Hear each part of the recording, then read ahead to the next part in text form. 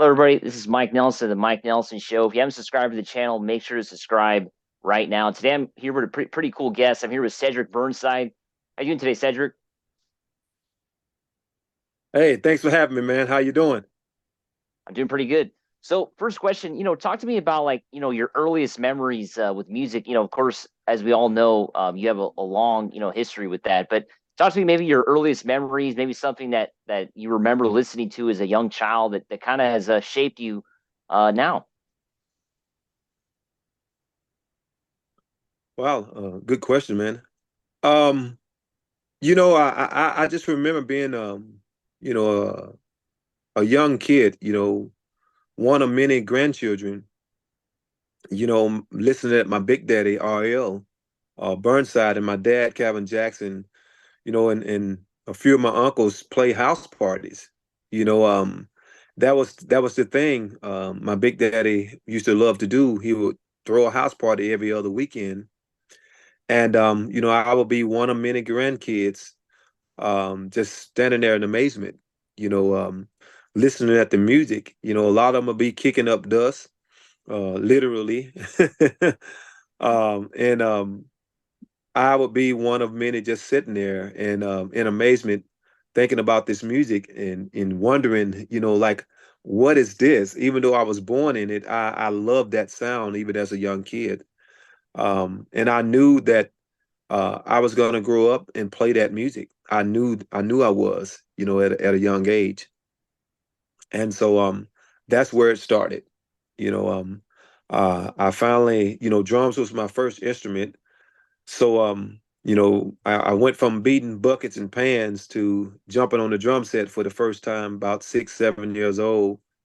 And my dad and big daddy would take a break from playing, my uncles, and I always wanted to play the drums, and so one evening I got up there on the drums after my dad, took a break, and I just started to, bang away, and I'm sure I sounded awful, um, but breaking the ice, the big thing was just getting up there, not being scared to get up there, and I found the courage to do it.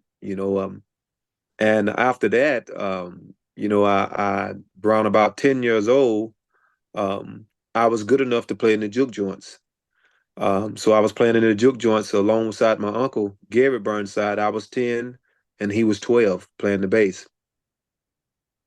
So how was that like, touring with your uncle, at such a young age, basically playing with a legend? How was that like as a young child?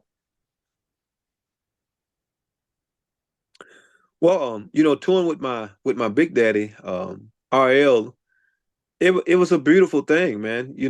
I was 13 when I did my first professional tour with him. Um, but touring with him was really great and scary all at the same time. And the reason I say that is because I was so used to the juke joint. I wasn't used to any other audience besides playing at the juke joint every weekend. So that was my audience. That's who I was used to. And so I did my first tour in Toronto, Canada, with my big daddy at age 13. And I had butterflies, man. I had knots in my stomach at that age, not knowing, how the music was gonna, be received, and just being nervous all at one time because I didn't had never been anywhere before. And I believed, and trusted my big daddy to take care of me and everything. But when we got there, he noticed that I was nervous, and he was like, "No, no, no, no, it's gonna be okay. Just do just like you do at the juke joint. Just do just like you do, and we won't have nothing to worry about. It'll be all good." And so, sure enough, I played the first song, and people was clapping, and whistling and hollering, and they loved it. Butterflies went away, and the rest is history. Now, you were playing the drums back in those days. When did the transition kind of happen then to you kind of focusing on guitar? Were you always kind of did you know how to play guitar even back then, or did you kind of learn the instrument completely later at an older age? Oh yeah, I definitely learned the instrument at a older age. Yeah, I picked up the guitar for the first time around 2003. Um, and Luther gave me my first guitar, and it was an old acoustic harmony. And I always knew that I would eventually play the guitar. I used to love to see my big daddy on stage doing his thing, and the aura that he had. So I always knew that someday I would play. And starting in around 2003, but I really got serious, and started really, really focusing on the guitar, around 2007, 2008. I really wanted to focus and play more guitar and write more songs.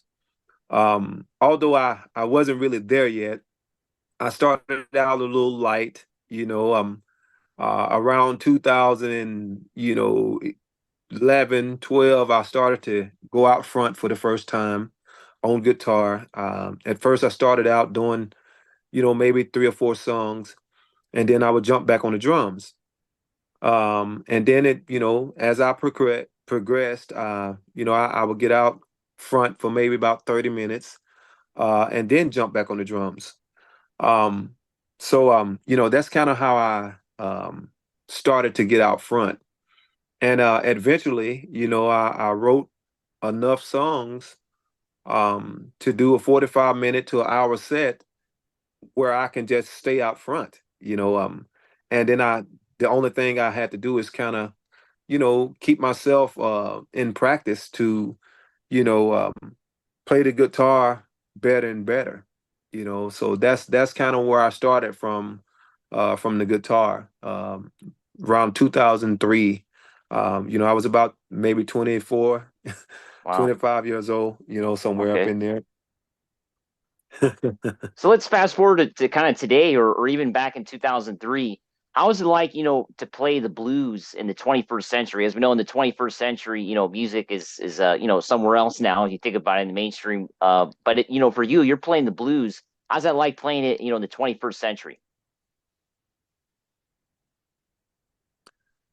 Well, you know, to me, man, it's still the same to me. I know times change, and we in modern times now, um, as we live, things change. But I grew up in that genre where my big daddy was all I used to listen to him, and of course he played Fred McDowell for me a lot, and a lot of the older cats, um Otha Turner and Miss Jessamy Hempfield. I listened to that as a kid, and that music really, really captured my heart. I loved it even as a young kid, and I love it now. And so people tend to tell me, that my music sound old and modern at the same time. And I take it as a compliment, because um I come from the old school. Even though I'm a young guy, the old school is what I loved, and it's what's captured my heart. And so I do tend to write my music, and even though we're in modern times, it tends to sound, a bit old, because that's where I come from. And I'm not trying to make it sound that way. It's just what comes out of me, and even today, I don't try to change anything, in my music. I just play what comes out of me. And what comes out is what comes out. Now, with of course, you talk about how you're old school, and that's kind of what comes out when you record music. Do you record stuff on tape, or you going digital? How's it like for you? Recording music, now. Well, when I'm coming up with the songs, I always have my phone with me, until I can get it in a structure where I like it at. But when I go in the studio, I don't really I'm not really an engineer. I just know what sounds good to me in my ear, and I have used both. I have used tape and digital, both. Um, but I don't really just have a preference of which one to use. I don't know if that sounds weird or crazy or not, but I don't really just have a preference. If it sounds good to me, then I'm like, yeah, let's do that. But if it don't sound good to me, then I want to go a different route until I get the sound that I really really like. And if the engineer is mixing the music, I know what's need to be turned up and what need to be turned down, and what I don't really want in it. I might put an instrument in it and be like, no, just take that completely out. I only know what sounds good to me, and that's how I go about my music when I'm in the studio with engineers. Now, talking about your guitar gear, how important is it for you? Your guitar gear when you play, or for you, is it you could play on anything? How's it? Talk to me about gear for your guitar. Yeah, well, I only have two pedals, and that's a tuner and an AB pedal. I don't have to use them, but my setup, I like to play both amps at the same time.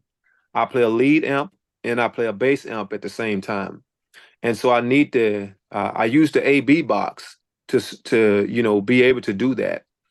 But my setup is really simple. I have went in the studio and just used guitar and an amp. I don't really have to have the pedals. I don't really have to really play both amps at the same time. It's just something that I like. I like that tone and I like that sound. So I do it. But my setup is really simple. I just have my guitar and my amps and my two pedals, and I go in there and make music. And that's really all I have to have. I love acoustic music as well.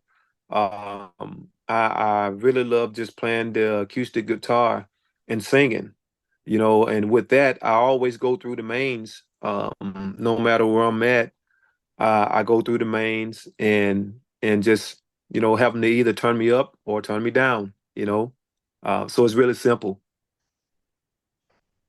Now, talk to me about your new record, Hill Country Love, which just came out a couple weeks ago, or last week, I should say. So this album, I was listening to it. It has a really, of course, a live feel. You recorded this 100% live, correct? This album. Correct. Yes, I Yeah. did. I did.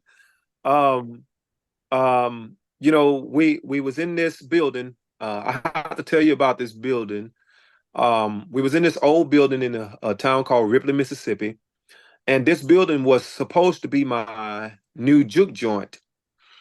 It didn't work out, that way. But before I left that building, I realized that it had great acoustics. You know, and so that building became the studio. I wasn't looking to record in that building until I told Luther about it. Luther Dixon and we was actually on tour together doing this thing called Voices of Mississippi. It was him and I and Bobby Rush and um, Otha Turner's granddaughter, Sade Thomas.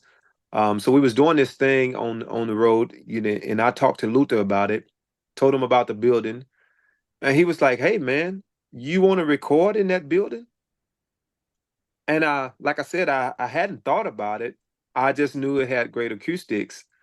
So when he said it, I was like, okay, let's try it out, And so that's what we did. Luther went to his studio, and him and Kevin brought back all the gear, and they soldered up right there in the middle of that building. And I set up the drums, and we got bass player and well, the bass, because Luther played bass, and then I got my good friend um, Patrick Williams from New Orleans to come in and blow a little harmonica on some songs, and the drummer was Artemis LaSure. He was one of my mentors as a kid. You know, watched him a lot playing drums as a kid. So I'm very happy to have him to be a part of the album, as well as all of them. And we just had fun, man, and recorded those 14 songs in 2 days. You know. Yeah, sounds great. Last question here for you, Cedric. For young people that are maybe on the fence of whether they should learn music or pick up an instrument, why is it important for young kids or young people out there to play music? For you, you've been playing music your whole life, and I could see in your music you really love it. Talk to me, Yeah. for people maybe that are thinking about playing music, why they should.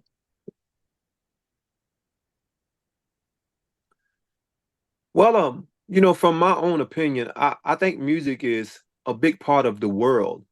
Well, I don't think it. I know it is. I know music is a big part of the world. It's universal. And we need good music out there. Music help people get through things. Music help people come together, as well. And so that's a main reason right there that the young generation out there, if they love music, they should pursue it. They should definitely pursue it and don't let anybody stop them.